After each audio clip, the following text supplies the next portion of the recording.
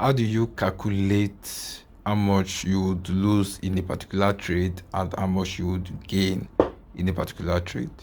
Now, let's say this is where you plan to enter this trade. When the market price gets to this particular zone, you would sell. Let's say that's what you are planning. So for you to know how much you'd risk if you put your stop loss above, or later in the course, you'll see that this place I marked is an order block. This place I marked is another block in the 30 minutes time frame. You will know what time frame is when I send you a video based on that. So a video will be sent to you based on time frame. It's not yet now. A video will be sent to you based on order block. It's not yet now. It's not this course. I'm just only going ahead of time briefly just to explain something. So let's say this is the zone you want to enter a trade, and you put your stop loss above, like I already said, and you entered. Let's say this was your entry. Let me differentiate them with different colors just to, yeah. The blue was your entry. The blue was your entry price. The red was your stop loss, and then use green now. The green was your take profit. Let's say this was the case. So how would you know that, okay, when you enter at this particular blue line, the blue line price is 196.1668, as you can see at the right hand side. The blue line is your entry price. Then the red line is your stop loss price, which is 196.9160. Then the green line is your TP price, 192.8711. So how would you know how much you would gain when the market price touches your TP, or how much you would lose when the market price touches your stop loss? How would you know that? So now this is how you do it. Let's go to my calculator, or your calculator, or the calculator. I've opened my calculator. Now let's say you want to calculate your stop loss, how much you would lose when the market price touches when the current market price of this asset, which is volatility 50, touches your stop loss price. So you take the stop loss price, which is 196.9160. You take that, as you can see. Then you will then subtract it. Do you know why I'm using the stop loss price first? Because that's the highest price compared to compared to the entry price. If you compare it, or in addition or subtraction, in subtraction is the one with is the higher one you put first. That's why I took the stop loss price first in this case. So let me just say, you subtract the the entry price from the stop loss price to know how much you would lose when the market price touches your stop loss price. All right, but in different scenarios, it might be that let's say for buy scenario now, you put this is your entry price, and then below is your stop loss price. And in this case, it is your entry, it is your stop loss you'll be subtracting from your entry price. You know why? Because the entry price is higher than the stop loss price. So the one that's higher is what you use as base. You subtract the lower one from the higher one between entry price and stop loss price to know how much you will lose for that particular trade when the market price touches your stop loss price.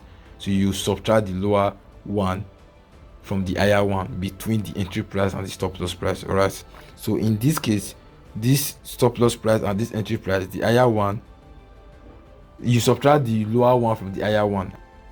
So in this case, the stop loss price and the entry price, the stop loss price is higher than the entry price, so that's why I took it first. So which is 196.9160. Then you take the entry price, which is 196.1668. You subtract that 196.1668.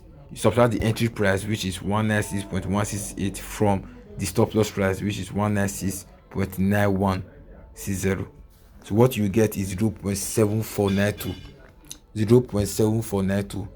So what you then do, you then use your lot size. For example, since we are using volatility 50, the minimum lot size for volatility 50 is 3. So you then do 3 times 0.7492, 0 0 0.7492. Yeah, I think that was the answer earlier. So you are seeing now that for that particular stop loss you used, if the market price touches the stop loss price, what you will lose is $2.24776. $2.2476. That's what you lose. You see, that's very little. Now, compared to this, compared to what you will gain when the market price touches the take profit price, it's massive. It's a good trade. So let's calculate how much you will gain when the market price touches the take profit price. Let's calculate it. So what we will do now, it's entry price and take profit price. Now we will use for this entry price and take profit price. Just note that entry price is always involved in calculating how much you will lose when the market price touches your stop loss price, or how much you would gain when the market price touches the take profit price. So for how much you would lose when the market price touches the stop loss price, it is between entry price and stop loss price. Then for when market price touches your then for how much you would gain when the market price touches your take profit price, it is between entry price and take profit price. All right, so between entry price and take profit price, which is higher, it is entry price. So you take entry price first, 196.1668. so 196.1668 minus the take profit price, 192.8711. 192.8711, right? Okay, yeah, 192.8711. Okay, I got that correctly. 192.8711. There, you see the result. The answer is 3.2957.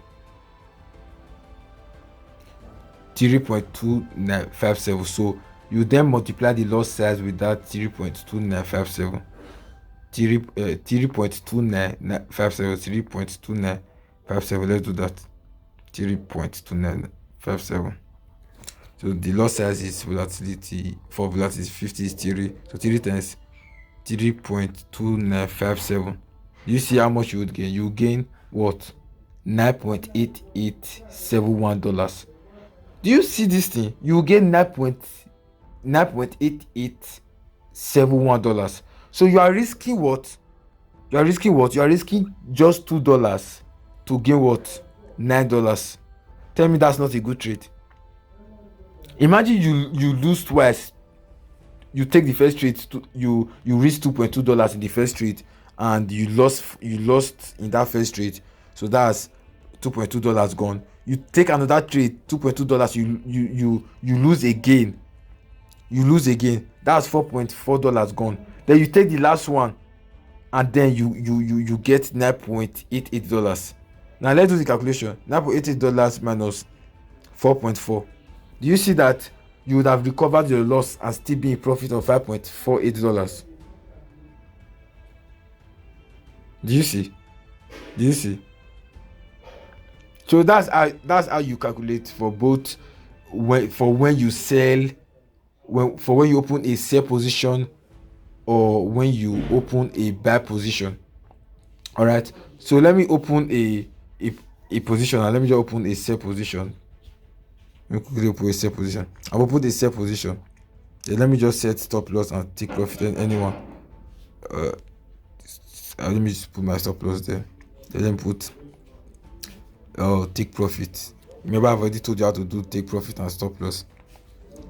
Now, when you come to this trade session at the bottom, when you click on it, you click on your trade. When you click on your trade, you see the entry price. This is the entry price. I once talked about it. This first price you see here is the entry price. Then here, this SL is your stop loss price. You see it here, stop loss price, as you can see. Then your take profit price is that one, as you can see. So you can also use this place to calculate what you want to calculate. All right, So that's that. Then this balance you see at the top is your capital, your current capital. All right. Then the margin you see is the amount you need to open that particular lot size you've opened.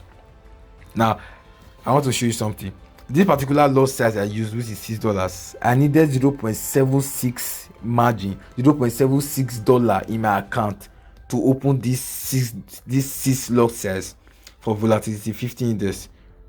This is volatility 50 index, and this 6 you see here is called lot size, like I already explained. Now, for me to open this particular 6 lot size position for volatility 50 index, I needed this $0.76 in my account, only it. So if I add only $0.76 in my account, I would have been able to open this position, this sell position with 6 lot size. So that's what margin is. I've already explained. Capital is your balance is your current capital. The equity is your floating balance. The equity is your floating balance. So while your capital is, for example, $10,011, while your current trade is running at profit, you will see that it will be increasing in the equity. That's what we call floating balance. So while your current trade is at loss, you also see it reflecting in the equity section. So I hope that's clear. I think I've cleared everything that needs to be cleared. I would touch on spread, or I would look for a video and send on spread. I think that's that. I think the next video should be about time frame and candlestick. I think so, but I will see what I can do, or what would be the best, or what should be the best lesson that I should take. I think this explains a lot. But this you are ready. You're ready for the next step. Thank you. Jesus said, "Take heed, therefore, that the light which is in thee be not darkness." When a room is dark, you use light to find your way. The light helps you to locate your path, your direction, and you don't stumble. But Jesus is saying, be careful so that what directs your path in life is not an evil desire. That's what it means for light to be darkness. Be careful lest what define your choices, what determine your decisions are evil desires. You see, every day you are going to make decisions, you're going to make choices. But what is driving all that? If it is an evil desire, at the end of it, sin is produced, which will, among every other consequence, attract an eternal punishment at the end of your life.